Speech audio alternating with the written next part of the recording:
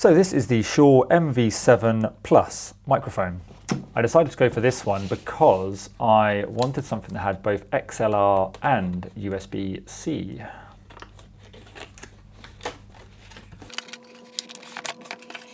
Quite nice packaging, very simple. For ultimate control, download the Motive Mix desktop app. Quick start guide. Connecting via USB, connecting via XLR, tap to mute, just some of the features that it's got, how it works, all pretty self-explanatory, and the microphone itself.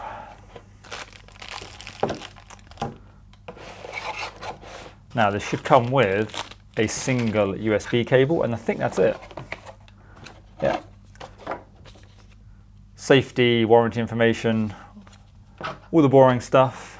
You get a cable and a microphone. Now I paid £252 from Amazon for this. I'll put the link in the description if anybody's interested to the exact model that I've got.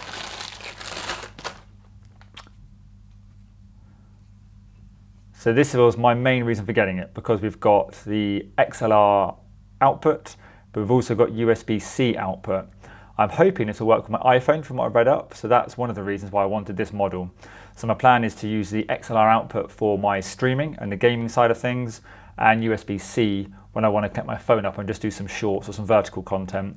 It's also got a direct headphone out, 3.5mm jack, so you can monitor directly from here if you want as well. I'll probably just keep mine normal because I'm not too fussed by using that. Feels very nice, although you can't twist it all the way around. I'm assuming if you take off the shield you can. Okay, I can already feel that loosening up quite a lot.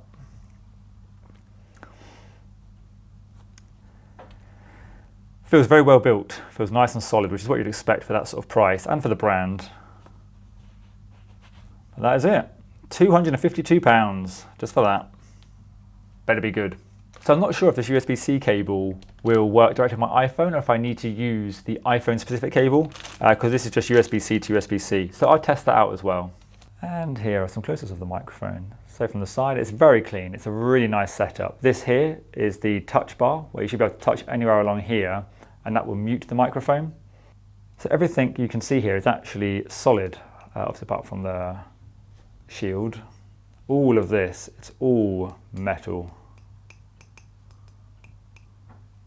Really nicely built. Close up of the connections.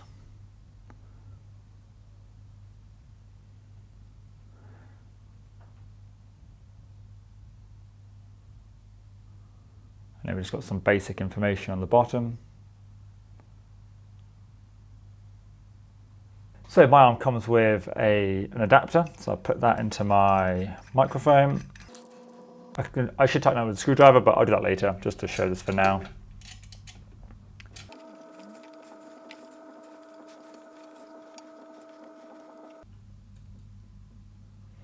So I'm not quite sure I'm going to have mine yet, if I'll have it at this sort of angle.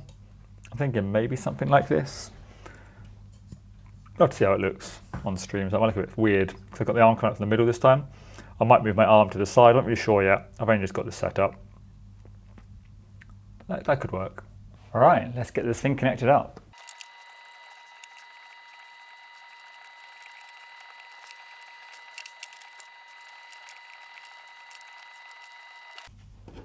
And now I plug into my Stream Deck. So just so everyone's aware, this is my Stream Deck Plus, and I'm plugging it into the XLR module, which is an add-in to the standard Stream Deck Plus. So in theory, I should be able to control the microphone levels and everything from my Stream Deck Plus now. Just for clarity and confirmation, everything you've been listening to so far has been via this Rode Wireless Go microphone with a lapel mic plugged in. So what we'll do is we'll look at the Shure software they recommend you install, and we'll shift over to the Shure microphone and we'll have a listen to how it compares. So this is what the Shure MV7 Plus sounds like, with some real basic adjustments done. So I'm having to boost my gain by about 40 at recommended at the moment, which is okay. It seems like quite a bit, but I'm just going to go with it for now. Just for clarity, I have got a limiter on my software that I'm using for my OBS setup, which is on my other screen at the moment. You have got a few extra things built in here that you can choose. I found that the compressor down on light worked well for me. And I just put all of these on, and this made a difference when I was up here. I had a bit more background noise, so I was finding that if I really listen, this one was giving more background noise than this one. I'm not an audio expert. I'm not a microphone expert. This is just a real basic what sounds best to me, and I found that these basic settings, with this being put up as either channel gain, you can move this up and down, and that was affecting the audio when I could hear it. You can click monitor here, and I can hear myself. So this, in theory, should be enough. Like I said, in my other software, I have had to put a limiter on there because when I was getting really close, if I was talking really loud, it was making a really horrible, like, peaking noise, and it wasn't sounding very nice at all. So I have changed that so that there's a bit of a peak in there, so it won't be too bad now.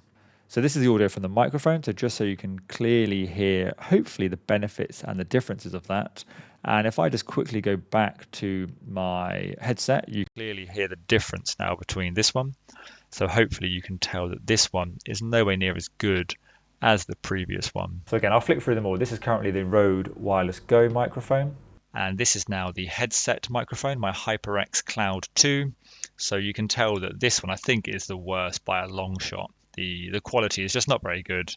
I have had to make a few changes so that the boost is not as high on it now, so that it's better for the MV7 Plus. And the final change will be going back to the nice new microphone, and this is it here. So this is now coming back through the Shure MV7 Plus microphone. Hopefully this is the best one, even if it wasn't quite as good as the Rode Wireless Go. That's not an appropriate microphone to be using for streaming, and it doesn't plug into my phone very easily either. So this should be the new microphone going forward that I'll be using. I'll be doing some more tests on my phone and some other audio checks. So make sure you subscribe to the channel, follow along for more. Thank you very much for watching and listening, and I'll catch you next time.